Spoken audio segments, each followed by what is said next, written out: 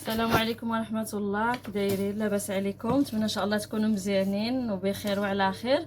هذه شحال ما حطيت معاكم شي فيديو وهاكا نهضر. كنت غير مؤخرا حطيت واحد الفيديو ولكن ما فيهش الهضره، راكم عارفين. عندي بنيه صغيره كتبقى تغوت وداكشي علاش ما كنقدرش نهضر. ولكن اليوم ان شاء الله بغيت نشارك معكم هاد الوصفه هذه. المهم انا ما صورتهاش معكم من الاول، ولكن غادي نشرح لكم ان شاء الله باش هكا تعرفوا المقادير والطريقه ديال التشين اولا البرتقال المعسل.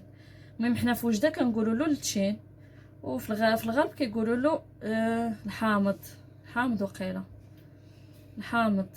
لا ماشي الحامض، لا ما نعرف. المهم صحوا لي. المهم البرتقال باللغه العربيه. هنايا شديت، كنا كلينا البرتقال، كليناه وخليت القشره ديالو، والقشره ديالو دسيتها هكا، جمعت شي نص كيلو. قطعته في الاولى، حيدت له ديك القشره البيضاء اللي كتكون هنايا بمعلقه هكا، ومن بعد قطعته على هذا الشكل هذا طروفه طوال، يكونوا شويه غلاظ ما يكونوش رقاق بزاف. وغليته في واحد الكاسرونه، درت معاه الماء، غليته خليته حتى غلا، يعني جهدت البوطه وخليته حتى غلا.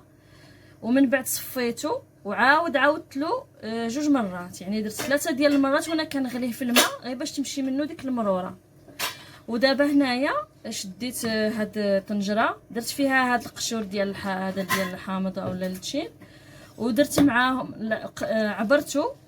هنايا عندي 386 غرام، درت معاها 386 ديال الماء و 386 غرام ديال السكر سنيده صافي. ونشعل عليه البوطه وغادي نخليه حتى يتعسل، ما غاديش نخليه يشرب كامل. المهم نحس بهذا اللون ديالو تبدل، والماء حتى هو كيتبدل اللون ديالو. ان شاء الله من غادي يتعسل غادي نوريكم ان شاء الله. كما كتشوفوا من كيبدا يتبخ عرفوا باللي راه بدا كيتعسل، ولكن انا غادي نزيده واحد شويه. نتوما على حساب، بغيتوه يجي معسل بزاف يعني حتى كيتبدل اللون ديالو خليوه، بغيتو تخليوه هكا كما كتشوفوا يبقى في اللون ديالو شويه خليوه. المهم انا غادي نزيدو، ما تخليوهش المهم يتشرب كاع حد السكر هذا صافي. ان شاء الله من يتعسل كامل غادي نوريكم النتيجه ان شاء الله. هنا من بعد ما تعسلوا كما شفتوا انا ما خليتهمش بزاف كاع، تقدروا تخليهم حتى يولي اللون ديالهم احمر. انا بغيتهم بهذا اللون هذا كنستعملوه في التزيين ديال الحلويات ديال الصابلي، المهم في اي حاجه بغيتو، في الكيك، في كل شيء. دابا غادي نصفيه في هاد الصفايه هذه حتى يصفى مزيان مزيان. عاد ديك الساعه نقدر نديرو في شي قرعه ونحتفظ به، يا اما في الثلاجه ولا في البلاكار اللي بغيتو، راه ما كيخسرش. نجيب واحد الصفايه باش هكا تسهل عليا، وراه ساهل. شفتوا هاد السيرو هذا كاع ما ترميوش، خليوه تحتاجوه هكا في لي كيك تسقيو به ولا في البسبوسه. المهم حتى حاجه ما كترمى. انا هنا غادي نديرو ونخليه حتى يستقطر مزيان مزيان. عاد ديك الساعه غادي نديرو في واحد القريعه. نتمنى يكون يبان لكم داكشي.